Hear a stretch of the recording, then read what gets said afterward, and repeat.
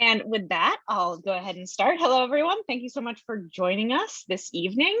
I am Sarah Camp, and I am the director up at UNLA. This is going to be my last summer, though, being director, but I will be up there this full summer. And as well, we have... I'm Martha, and I am the next director of Camp UNLA. And I'll give a little more background in a minute. And then also we have... I'm Hannah. I'm the community liaison. I do outreach.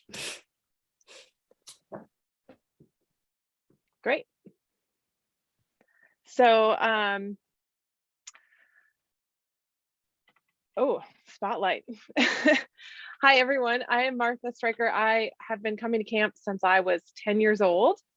And I've gone through almost all the jobs you can have. I was a CIT and then a counselor, and I did some time as a program director, and then I was on the board of directors. Then I went off and had my own kids, and now my oldest daughter is also a camper and has been for a few years. And so now I'm so honored to be taking on the role as director, and Sarah's been training me. We've been working together since October, teaching me all of the things. Who knew how many things were involved in running a summer camp? There's a lot of things. So it's been great, and we've been working really hard, and we're very excited for this summer coming up. I was at least very amazed at how quickly our base camp sessions filled up. And that speaks to what a great program we have, and how excited people are to be getting their kids back out into the woods and back into activities with other kids. So we are honored to be able to do that this year and provide bus transportation again and get kids intermixing in the basin. So yeah, that's a little about me. I have 3 kids. My oldest is going to be 12. I have a almost 9-year-old son, and then a almost 4-year-old son as well. So they will all be spending the summer with us up in the basin. And yeah, that's a little bit about me.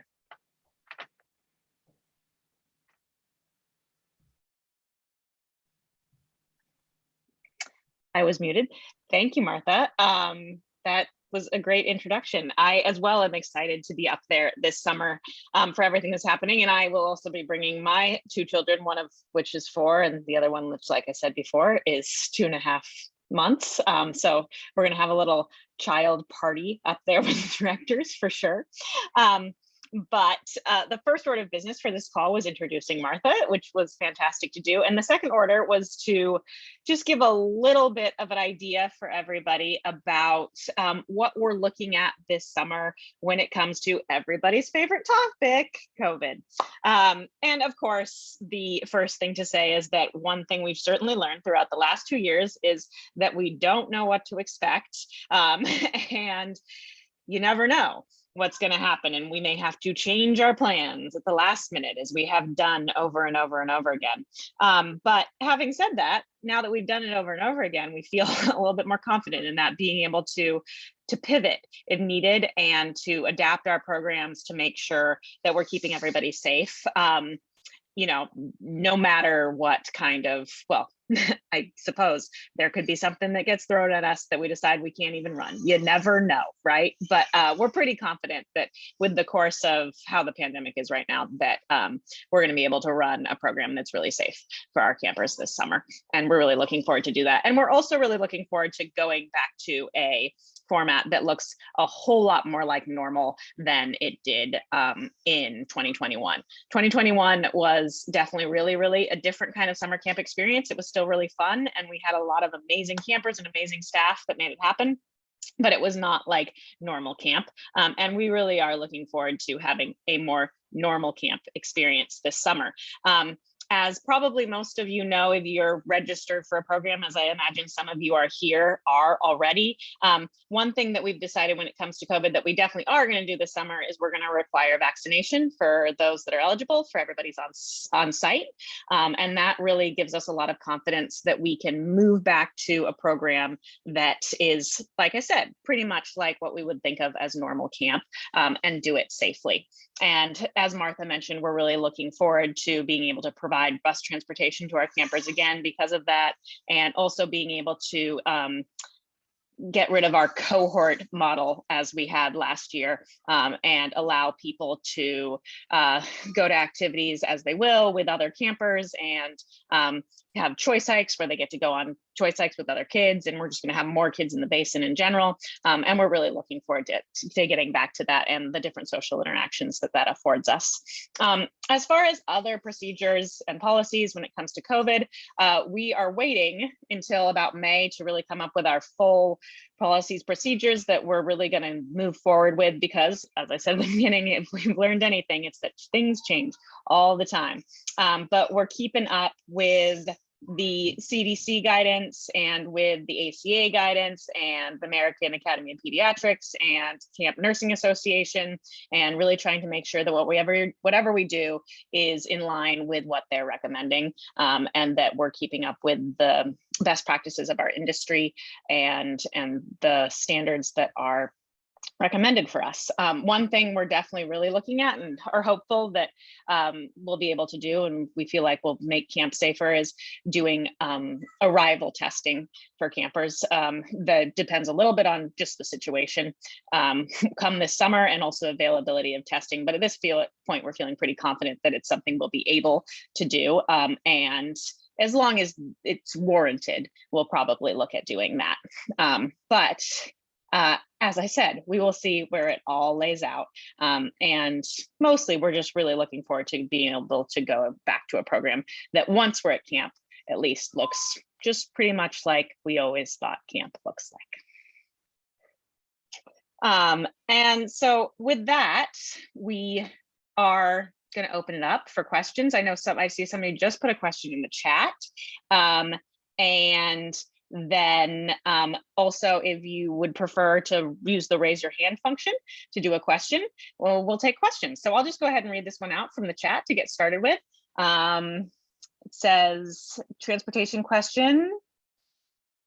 And it's asking if it's okay to drive to the trailhead or to the drop off. And that is okay. As far as parking goes there, you can park at Scott Mountain Summit where they get dropped off.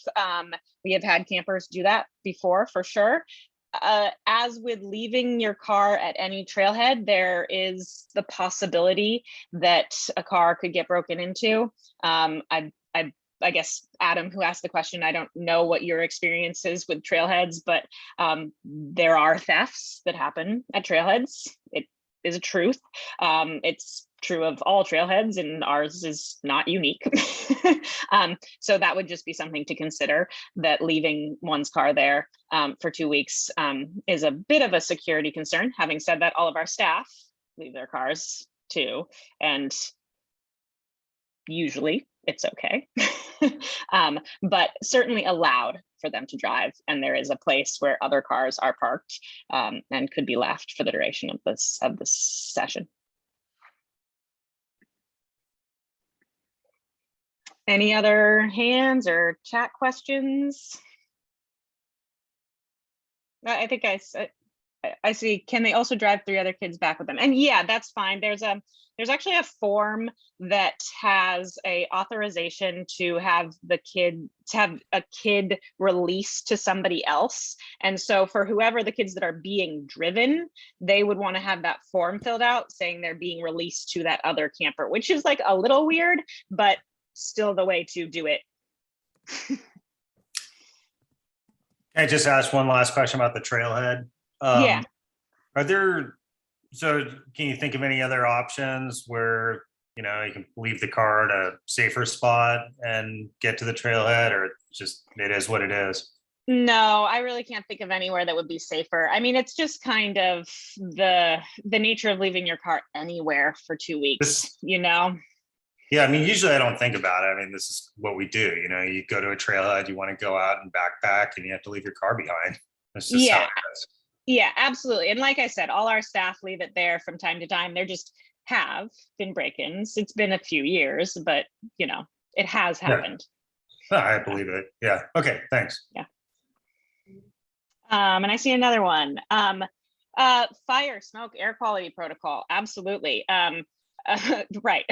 You know, we're all here in this COVID world where we think mostly about COVID, but then actually not almost, a bigger concern for us in our program is wildfires and the different repercussions thereof.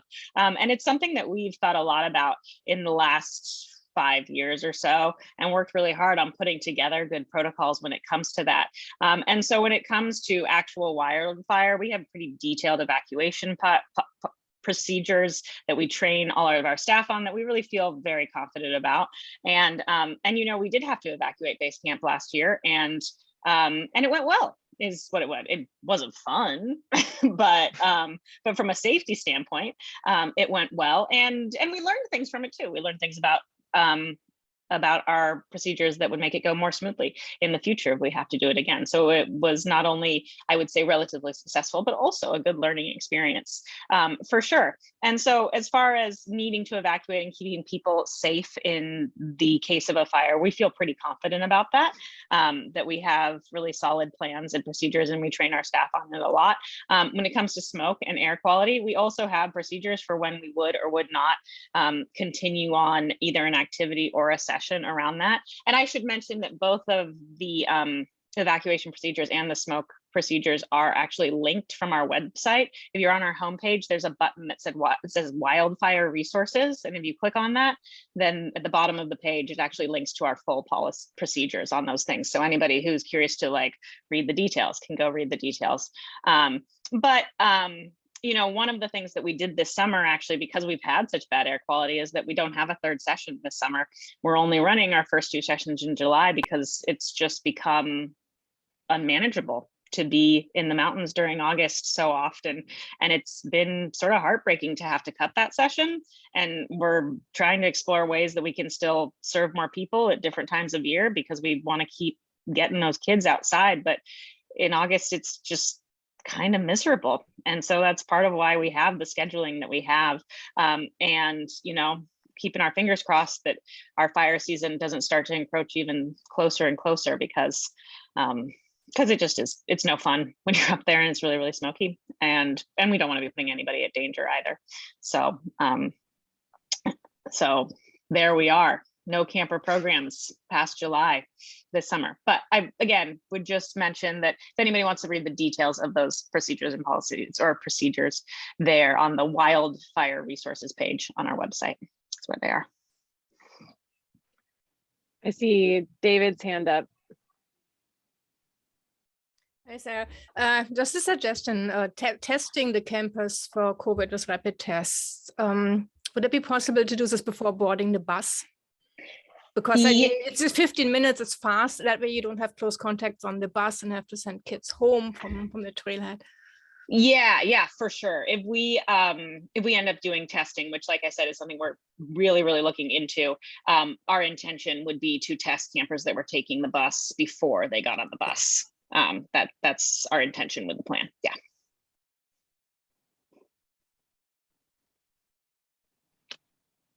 Great. Any other hands there? I didn't see that one. So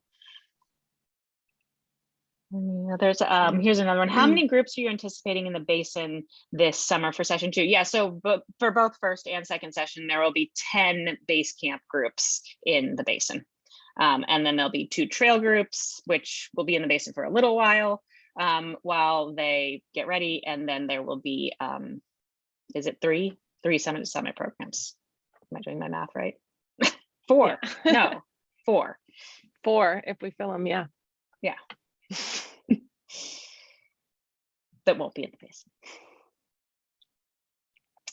Which, for reference, if anyone's out there, last year we only had 5 groups in the basin to minimize our numbers in the basin, and so we could cohort better and stay in our pods better. But this summer we are planning currently to not have cohorting, and so they're going back to our normal 10 people in the basin.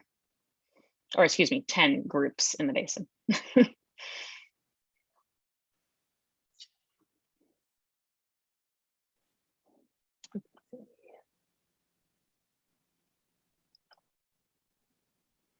Anybody else?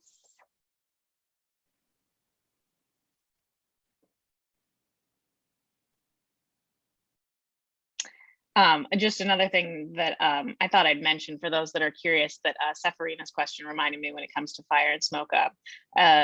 Interesting project that we're going to be doing this summer is we're actually going to be putting in some infrastructure for sprinkler systems to protect our buildings in the case of an evacuation that hopefully would run with us not there, to help protect our physical infrastructure. So we're taking it beyond, first is always taking care of our people, making sure they're safe, but we're going steps further to try and protect our actual physical space as well in the case of fire.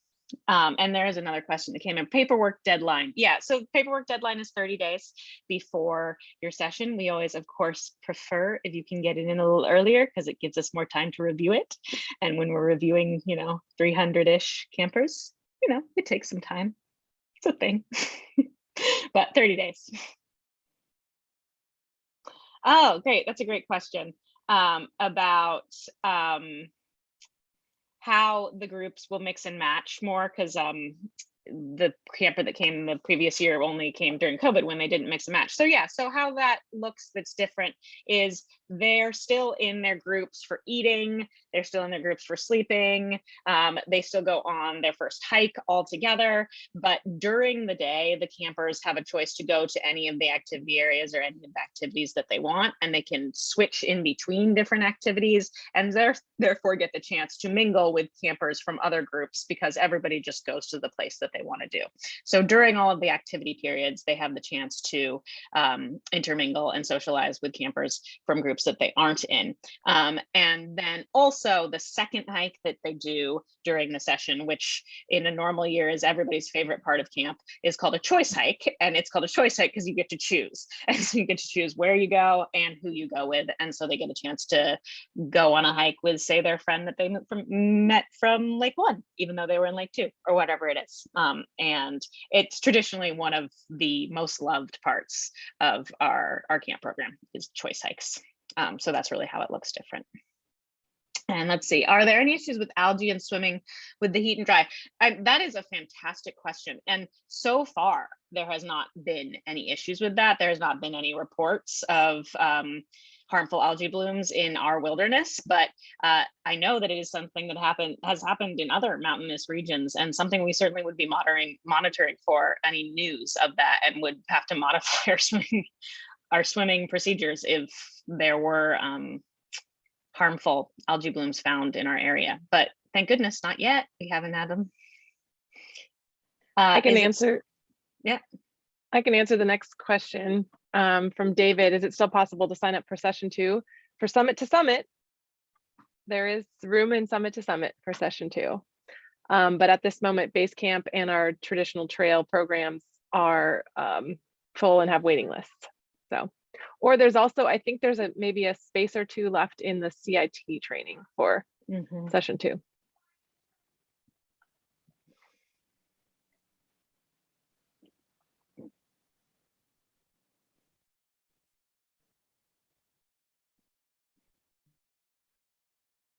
Okay, there's another question about the trail programs. Will they meet ahead via Zoom to plan, or do they plan once they get to camp?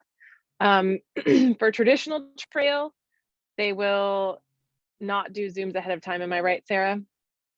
They'll just come to camp, and the counselors will have done some planning ahead of time, but then they will, go over it with the kids and have a day or 2 in the basin to pack and plan.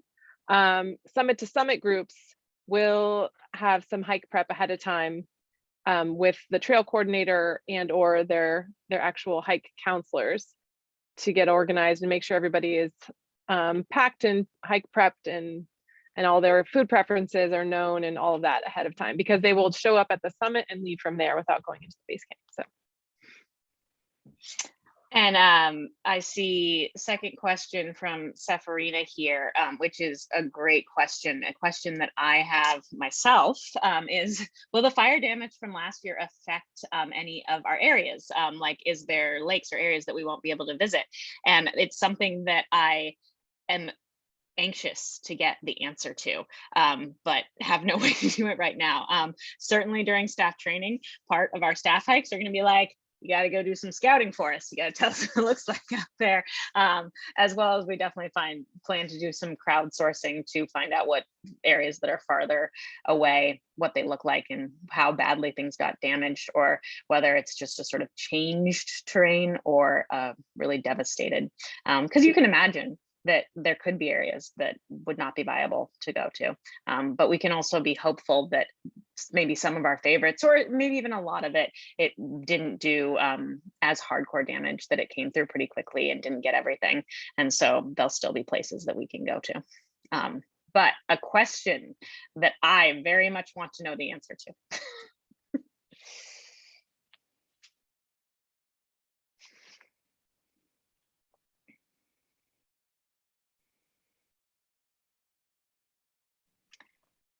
Cool. Well, Yeah. if there aren't, yep, Martha. Oh, I was just going to add to that we're definitely thinking about this and considering places where we could go in other directions than the places where we know the fire came through. So it's on all of our thoughts and minds and planning, but thankfully it didn't reach our basin, and the mountains are big, and we can go other directions and fan out. So yeah.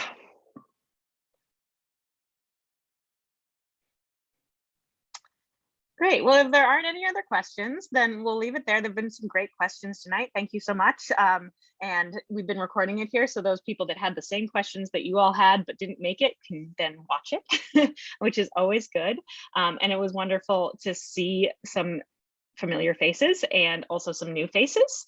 And we're looking forward to seeing many of you up at UNLA in our mountains for hopefully a non-smoky summer. Yes. So yeah, so I guess with that, thank you so much for coming. And we probably will have another of these, we'll definitely have another of these Q&As Definitely. in the spring sometime when we get a little closer to answer more questions. And we look forward to seeing you there if needed. And if not, see you at camp. Good night. Thanks, everyone. Good night, everyone.